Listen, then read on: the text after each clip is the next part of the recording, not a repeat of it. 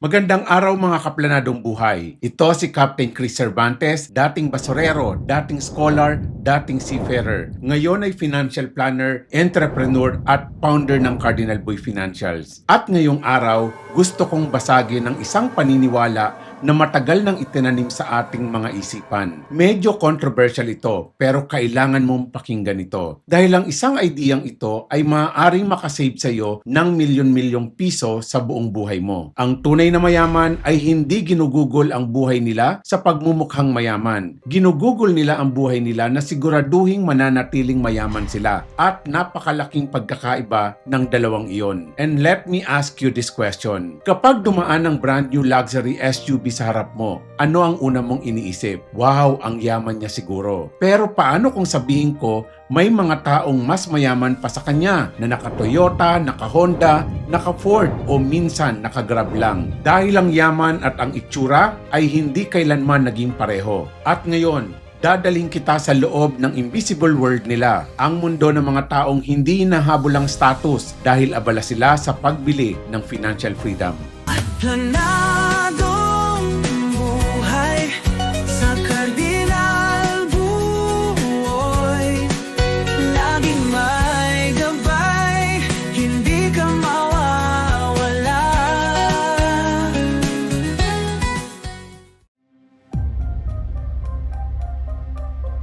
Bago tayo mag-opinyon, tignan muna natin ang datos dahil ang sasabihin ko sa inyo ay hindi haka-haka. Ito ay pinag-aralan ng malalim. Unang data, ang Experian Automotive Study, pinag-aralan nila ang mga household na kumikita ng $250,000 pataas bawat taon. Ang mga taong totoong mataas ang kita.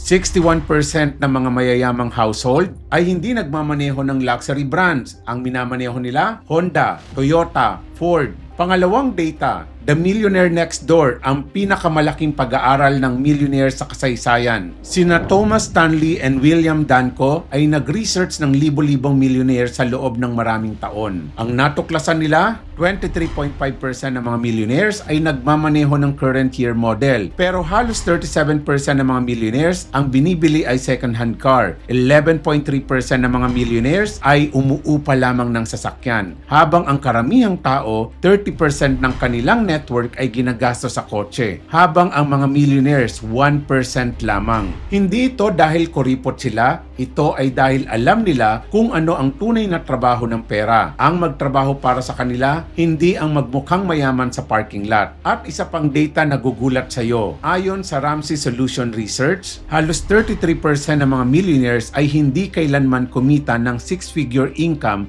sa kanilang buong career. Meaning, hindi sila yumaman dahil sa laki ng sweldo. Yumaman sila dahil sa kung ano ang ginagawa nila sa sweldo nila. Alam mo ba kung ano ang isa sa pinakamahal na financial trap sa Pilipinas? Hindi inflation, hindi taxes, hindi stock market crashes. Ito ay ang tinatawag na lifestyle inflation. Ganito ang nangyayari. Tumaas ang sweldo, tumaas ang gastos. Lumaki ang bonus, lumaki ang kotse. Lumaki ang negosyo, lumaki rin ang luho. At habang lumalaki ang income, hindi lumalaki ang net worth, lumalaki lang ang lifestyle. Tignan natin ang katibayan sa Pilipinas mismo. Ang total na nabenta ng mga sasakyan noong 2024 ay umabot sa total of 467,252 units. Pinakamataas ito sa kasaysayan. Ang auto loan ay nag-grow ng 18.8%. Ibig sabihin, karamihan sa nakabili ng sasakyan ay gamit ang utang. Pero pagpasok ng 2025 to first half of 2026, bumagsak ang benta ng 23%. Bakit? Dahil ang pagbili ng anumang bagay gamit ang utang ay may hangganan. At ang katapusang iyon, masakit siya. Ang katotohanan ay kapag tumaas ang income ng karaniwang tao, ang unang tumataas ay ang lifestyle. Kapag tumaas ang income ng tunay na mayaman, ang unang tumataas ay ang mga investments nila. Asset, cash flow, ownership. Yun ang pagkakaiba na hindi nakikita sa kalsada. Ngayon, pag-usapan natin ang bagay na hindi sinasabi sa inyo ng inyong car dealer. Depreciation, ang tahimik na magnanakaw ng iyong yaman. Sa Pilipinas, ito ang katotohanan ng bawat bagong sasakyan. Sa oras na inilabas mo ang bago mong biling sasakyan sa kasa, 11 to 20% agad ang nababawas sa value nito. Meaning kung 2.5 million yan, halos 275,000 to 500,000 agad ang nalulusaw sa yaman mo. And take note, babayaran mo pa ito. Pagkaraan ng isang taon, 20 to 25% na depreciation or 500,000 to 625,000 ang nawawala agad. Sa ikalawang taon hanggang ikalimang taon, 15% every year na ang ibabagsak ng value nito or 300,000 bawat taon. And on the 5th year, halos 50% o 1.25 million na ang mawawala sa'yo. Yan ay 250,000 kada taon o 20,833 kada buwan. Para kang nangungupahan lang sa sasakyan mo. Hindi pa dyan kasama ang maintenance, gas at interest ng car loan mo. At makaraan ang 10 at kalahating taon, halos wala na itong value. Ngayon, ang pinakamahalagang tanong, ano kaya kung ang parehong 2.5 million ay ilalagay sa assets na tumataas ang halaga imbis na bumababa? Kung ang 2.5 million mo ay hindi mo pinambili ng sasakyan at inilagay mo sa MP2, after 5 years, 3.53 million ito. After 10 years, 4.97. After 20 years, 9.89. Kung inilagay mo ito sa money tree na Global Dynamic Income Paying Fund na may dividendo na 6% at 17% appreciation, after 5 years, that's 6.35 million or after 10 years, 16.48 or after 20 years, 110.88 million. Kung sa REIT na may 6.11 na compounding return, 3.36 million after 5 years, 4.52 million after 10 years, and 8.18 million after 20 years. Kung nilagay mo ito sa diversified na portfolio na may average 7% na compounding rate, 3.51 million after 5 years, 10 years, 4.92, and 20 years, 9.67 million. Ang parehong 2.5 million sa sasakyan, magiging halos zero. Sa investments, magiging halos 10 million pesos. Hindi ito exaggeration. Ito ay simpleng compound interest math. Ang tanong ay hindi kung kaya mo bang bilhin ng sasakyan. Ang tanong ay, kaya mo bang bayaran ng 10 million pesos na mawawala sa iyo? Hayaan mong ipakilala kita sa isang grupo ng mga taong ito. Hindi mo sila makikita sa TikTok, hindi sila viral, hindi sila mahilig mag-flex, pero sila ang mga taong mahilig mamili ng totoong assets. Sila ang mga taong hindi nagpo-post ng bagong relo, pero may dividend notifications. Hindi nagpo-post ng bagong kotse, pero bumibili ng lupa. Hindi nagpo-post ng designer bags, pero may share sa kumpanyang binibilhan mo araw-araw. Habang ang karamihan ay bumibili ng produkto, sila bumibili ng kumpanya. Habang ang karamihan ay namimili sa mall, sila may-ari ng REIT na kumikita mula sa mall. Habang ang karamihan ay kumakain sa restaurant, sila ang may investment sa kumpanyang nagmamay-ari neto. Ito ang tinatawag kong invisible accumulation. Tahimik, consistent, powerful, walang nakakakita, walang pumapalakpak. Pero bawat buwan, lumalaki ito. At pagkatapos ng 10, 15, or 20 years, ang mga taong pinagtatawanan dahil hindi marunong mag-enjoy ay ang mga taong may freedom na hindi kayang bilhin ng kahit anong kotse.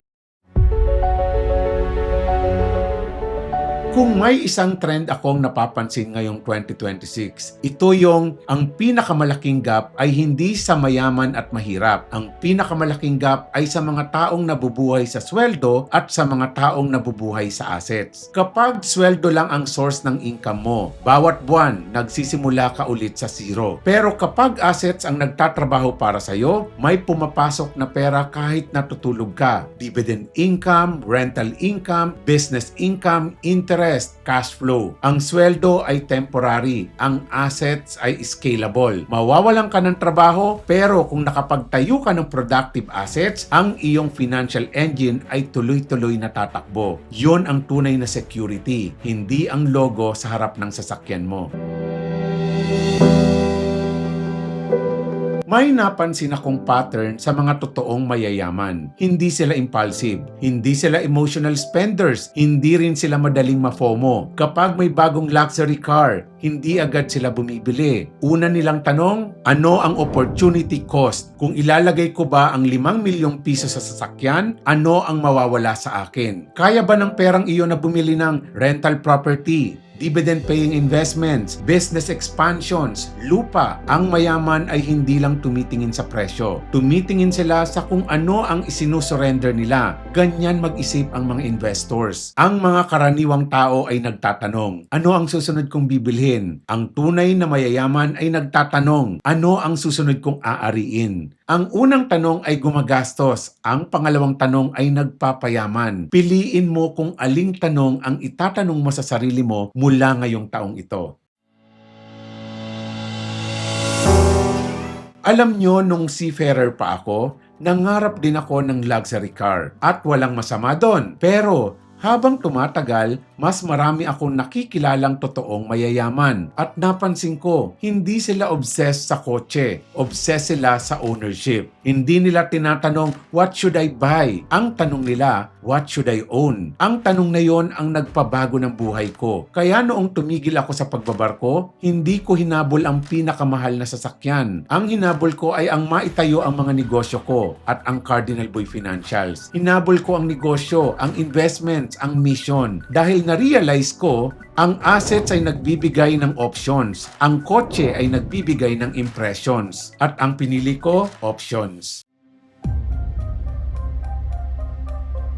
Isipin mo ito, imbes na bilhin ang pinakamahal na relo, paano kung ikaw ang may-ari ng kumpanyang nagbibenta ng relo? Imbes na bumili ng isa pang luxury car, paano kung may-ari ka ng mga negosyong kumikita araw-araw? Imbes na bilhin ang pinakabagong trend, paano kung may-ari ka ng investment na nagbabayad sa iyo habang dumadaan ang mga trend? Ganyan mag-isip ang mga mayayaman. Ang consumer ay gumagastos, ang owner ay kumikita. Tanungin mo ang sarili mo ngayon, ako ba ay pangunahing consumer o nagiging owner na ako? At ang mga practical na paraan para maging owner ka, pwede mong simulan sa maliit tulad ng MP2 Savings na nagbibigay ng 7.12 dividend, tax-free, government-backed, simulan mo kahit 500 pesos kada buwan. Monetary Global Dynamic Income Paying Fund na nagbibigay ng 23% na opportunity pag pinagsama mo ang 6% na dividend at price appreciation. REITs, may-ari ka ng parte ng mall at offices na kumikita ng renta. Quarterly, may dividend ito. Index Fund o Global Fund, may-ari ka ng parte ng pinakamalalaking kumpanya sa Pilipinas o sa ibang bansa. Maliit na negosyo o side hustle, ang pinaka-direktang ownership na kayang simulan ngayon na. Sarili mong skills, ang pinakamahalagang asset na hindi nadidepreciate kapag inaalagaan. Sa tingin ko, panahon na para baguhin natin ang definition ng success. Ang success ay hindi pagmamaneho ng pinakamahal na sasakyan. Ang success ay ang kakayahang pumili kung paano mo gugugulin ang iyong oras. Ang success ay hindi pagpapasikat sa mga taong hindi mo namang kilala. Ang success ay ang kalayaang makapag-aral ang iyong anak na hindi natatakot sa tuition fee. Ang success ay ang madala ang iyong magulang sa bakasyon dahil gusto mo. Ang success ay ang pagre-retire nang hindi umaasa sa iyong mga anak. Ang success ay ang confidence na kung tumigil ka sa trabaho bukas, ang pamilya mo ay okay pa rin. Yon ang totoong kayamanan. Ito ang hamon ko sa iyo ngayon. Itigil ang pagtatanong ng ano ang susunod kong bibilhin. Simulan ang pagtatanong ng anong asset ang susunod kong aariin. 30-day Invisible Wealth Challenge for you. Week 1, kalkulahin ang iyong tunay na net worth, assets minus liabilities. Face the numbers with full honesty. Also, i-compute kung magkano ang nagagastos mo sa status purchases bawat buwan. Kotse, gadget, designer items. Week 2, magbukas ng MP2 account kahit 500 pesos lang. Ito ang simula ng iyong invisible empire. Also, Mag-research ng isang REIT at alamin kung paano bumili ng unang share mo. Aralin ang Money Tree Global Dynamic Income Paying Fund. And week 3, kung may auto loan ka, i-compute ang total cost including interest, alamin ang tunay na presyo ng iyong sasakyan. Mag-set ka rin ng automatic transfer sa investments tuwing sweldo bago pa gumastos. And week 4, gumawa ng 5-year ownership plan. Ilista kung anong assets ang gusto mong ariin sa 2031. Also, i-share ang episode na ito sa isang kaibigan na nagbabalak bumili ng sasakyang hindi pa niya kayang bilhin ng cash. Ang simpleng rule ay kung hindi mo kayang bilhin ng sasakyan ng cash nang hindi naapektuhan ng inyong investments at emergency fund, hindi mo pa ito kayang bilhin. Ang utang para sa depreciating assets ay hindi investment. Ito ay pagbili ng impression gamit ang future mo. Mga kaplanadong buhay, ang mga taong hinahangaan mo sa social media ay maaaring may magagandang lifestyle. Pero tandaan, ang social media ay nagpapakita ng gastos. Hindi mo makikita sa social media ang balance sheet nila. Nagpapakita ito ng mga binili. Bihira netong ipakita ang mga ownership. Do not build your financial life around what gets the most likes. Build it around what creates lasting freedom. Dahil ang mga pinakamayamang taong kilala ko ay hindi nagtatanong ng paano ako magmumukhang mayaman. Ang tanong nila, paano makikinabang ang mga apo ko sa mga desisyong ginagawa ko ngayon. Yun ang generational thinking. Yun ang invisible wealth. Yun ang financial leadership. The loudest wealth is often rented. Quietest wealth is often owned. Huwag mong habulin ang mga status symbol. Own the systems that create it. Build assets before appearances. Choose ownership over image. Ako si Captain Chris Cervantes, founding partner ng Cardinal Boy Financials, at palagi akong narito para sa inyong planadong buhay. At tandaan, maunlad ang pamumuhay sa planadong buhay.